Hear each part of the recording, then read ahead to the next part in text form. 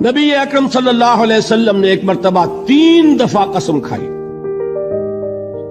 واللہ لا یؤمنو، واللہ لا یؤمنو، واللہ لا یؤمنو، خدا کی قسم وہ شخص مومن نہیں، خدا کی قسم وہ شخص مومن نہیں، خدا کی قسم وہ شخص مومن نہیں۔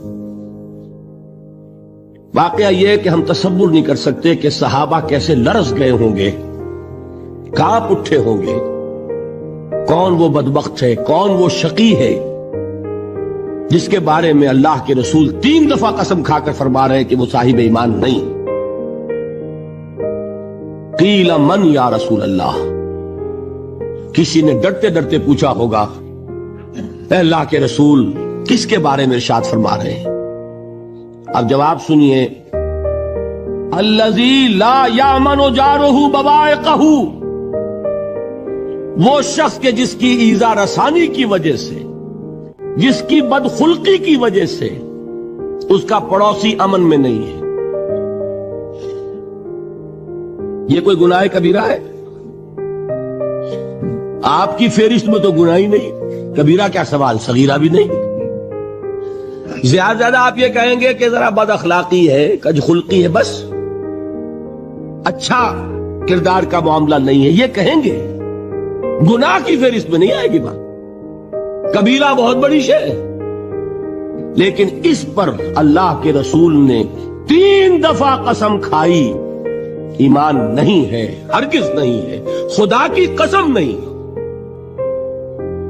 فرمایا حضرت انس ابن مالک نے، یہ روایت جو میں نے آپ کو ابھی سنائی ہے، یہ کوئی ایسی ویسی روایت نہیں ہے، متفق علیہ ہے، بخاری اور مسلم دونوں میں موجود، ٹھیک ہے۔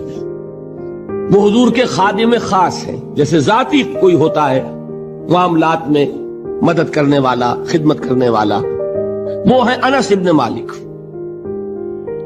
چونکہ ان کا تعارف ہو گیا ہے رضی اللہ تعالیٰ عنہ، تو ایک بات پہلے اور سنا دوں،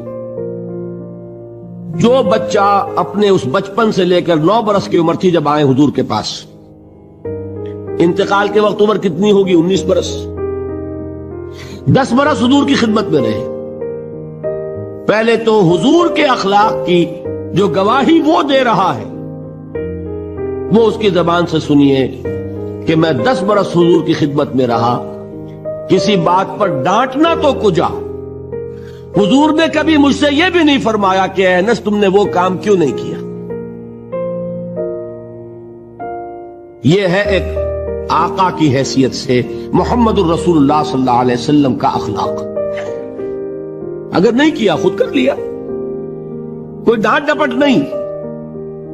حالانکہ بچے ہیں، بچوں کو ویسے بھی ڈانٹ ڈپٹ دیا جاتا ہے، لیکن نہیں۔ اب ان صحابی کی ایک گواہی سنیے، قلما خطبنا رسول اللہ صلی اللہ علیہ وسلم الا قال، فرماتے ہیں کہ شاذ ہی کبھی ایسا ہوا ہوگا کہ حضور نے کبھی خطبہ ارشاد فرمایا ہو اور اس میں یہ الفاظ نہ ہو۔ الفاظ سمجھ رہے؟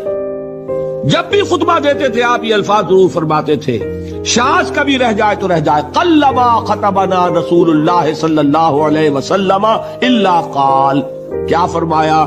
لا ایمان لمن لا امانت لہ ولا دین لمن لا عہد لہ، جس شخص میں امانت داری نہیں اس کا کوئی ایمان نہیں، جس میں ایفاء عہد نہیں اس کا کوئی دین نہیں۔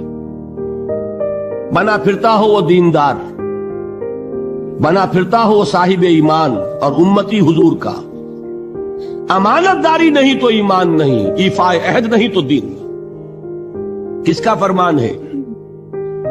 کسی آج کے زمانے کے مفتی کی بات نہ سمجھ لیجئے گا کہ جس کو آسانی سے آپ چاہیں تو رد کر دیں۔ یہ محمد الرسول اللہ صلی اللہ علیہ وسلم فرمان۔ پھر ایک متفق علیہ روایت بخاری اور مسلم کی، راوی پھر کون ہے؟ ابو ہریرہ رضی اللہ تعالیٰ عنہ، فرماتے ہیں حضور نے ارشاد فرمایا، لا یزنی الزانی حین یزنی وہو مومن ولا یسرق السارق حین یسرق وہو مومن ولا یشرب الخمر حین یشرب وہو مومن، کوئی زانی حالت ایمان میں زنا نہیں کرتا۔ کیسے ممکن ہے؟ ایمان ہو اور زنا ہو جائے؟ پھر وہ ایمان دھیلے کا ہوا؟ کیا قدر و قیمت اس ایمان کی؟ وہ تو اٹھا کر پھینک دینے کی چیز ہے۔ ایمان اور اخلاق پہ اثر انداز نہ ہو، ایمان اور کردار کو نہ بدلے، ایمان اور عمل کو نہ بدلے تو کس مرض کی دوا؟ پھینکو اٹھا کر۔ نہیں ممکن کہ ایمان ہو اور زنا ہو، نہیں ممکن کہ ایمان ہو اور چوری ہو۔ لا یسرق السارق حین یسرق وہو مؤمن، کوئی چور حالت ایمان میں چوری نہیں کرتا، کوئی شرابی حالت ایمان میں شراب نہیں پیتا۔ ولا یشرب الخمر حین یشرب وہو مؤمن، کوئی شراب پینے والا وہ مومن نہیں ہوتا جب وہ شراب پی رہا ہوتا ہے، اس وقت اس کے دل سے ایمان نکل جاتا ہے۔ اب دیکھیے یہاں کیا میں نے کل بتایا تھا نا، مغالطے کیا ہو گئے؟ مغالطے یہ ہو گئے کہ اس کو سمجھ لیا قانونی بات، یہ قانونی بات نہیں ہے، وہ قانونی ایمان کی بات نہیں ہو رہی، یہ حقیقی ایمان کی بات ہو رہی۔ قانونی ایمان کی بات ہو تو یہ کافر ہو گیا، پھر کافر نہیں ہے۔ قانونی ایمان کا دار و مدار قول پر ہے، یہ وہ حقیقی ایمان ہے، قلبی یقین والا ایمان، اس کے بارے میں فرمایا جا رہا ہے وہ دل سے نکل جاتا ہے تو گناہ ہو سکتا ہے۔